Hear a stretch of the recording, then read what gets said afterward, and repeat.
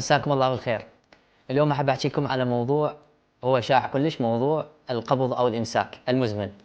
القبض هو تعريفه أصلا صعوبة التخلص من الفضلات، أو صعوبة إفراز الخروج أثناء الجلوس في التواليت، أو يكون عدد مرات الذهاب إلى التواليت أقل من 3 مرات أسبوعيا، تخلص من الفضلات، تخلص من البراز. طبعا هذا إلى عدة أسباب. نحب ننوه عن الأسباب الأساسية لها للمرض. أولا تناول كميات قليلة من الماء. ثانيا الحياة الغير صحية الخالية من الرياضة. تناول كميات كثيرة من الكافيين عن طريق مشروبات الطاقة وعن طريق القهوة مثلا، أو الكحول أيضا يسبب عندنا القبض. كذلك بعض الأغذية الغير صحية، مثلا تناول كميات كبيرة من الخبز الأبيض، الرز الأبيض مثلا على سبيل المثال، ممكن يسبب لنا القبض. بعض الأدوية أيضا ممكن يسبب عندنا قبض، مثلا أدوية منع الحمل قسم منها، قسم من أدوية مع ضغط، أدوية المدررات، أدوية منع الكآبة، دواء الحديد ممكن يسبب عندنا قبض. وكذلك بعض الأمراض مهمة جدا جدا، وهذه سبب جدا شائع للقبض المزمن، اللي هو مثلا خمول الغدة الدرقية أو مرض السكري بحد ذاته أيضا ممكن يسبب عندنا القبض. وكذلك أحيانا عامل العمر يسبب ضعف عندنا في عضلات الجهاز الهضمي أو في عضلات منطقة الحوض. طيب، شنو مضاعفات القبض المزمن؟ مضاعفات كثيرة، أهمها ممكن يسبب عندنا البواسير الشرجية، أو ممكن يسبب عندنا الفطر الشرجي.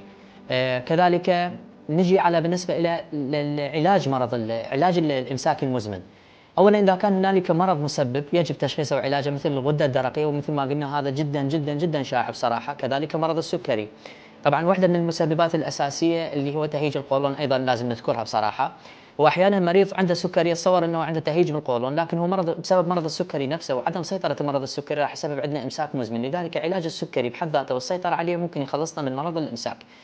تمام. بالنسبة للأغذية المفيدة، الأغذية هي اللي تحتوي على ألياف راح تقلل لنا من الإمساك، مثلا الخضروات على سبيل المثال، الفواكه، مثل التفاح على سبيل المثال، لكن يكون التفاح مع القشر من غير ما نقشره.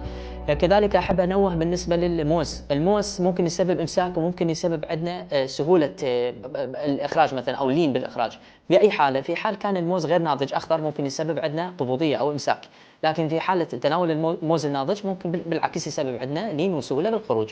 كذلك المكسرات مفيدة جدا، الجزر مفيد جدا. بالنسبة لعلاجه أهم شغلة أنه تكون حياة صحية، يعني ممارسة الرياضة، شرب كميات كافية من الماء، تناول الأغذية المفيدة والابتعاد عن الأغذية الضارة اللي ذكرناها قبل شوية. طبعا ومن ضمن الأغذية الضارة هي الأغذية اللي تحتوي على كميات كبيرة من الدهون أو الفاست فود، الأكلات السريعة. كذلك ابتعاد عن المشروبات الكحولية، اكثر من كمية شرب الماء. وبالنسبة للابتعاد عن الشراب أو القهوة اللي تحتوي على الكافيين اللي ذكرناها. يبقى إذا كانت أمراض مسببة إلى ممكن معالجتها، إذا كانت نتيجة سبب أدوية يرجى مراجعة الطبيب المختص من أجل تغيير هذه الأدوية. في حالة أنه هذه كلها مثلا مارستها أو طبقتها وما نفعت، بذيك اللحظة ممكن أنه تزور الطبيب وراح يكتب لك بعض الأدوية اللي ممكن يسهل عليك الخروج، أو إذا كان عندك مشكلة ثانية راح يتم تشخيصها من قبل طبيب الباطنية المختص وإيجاد الحلول لها. دمتم سالمين إن شاء الله. نەخۆشخانەی بێست لایف تەندروستیت بە ئێمە بسپێرە.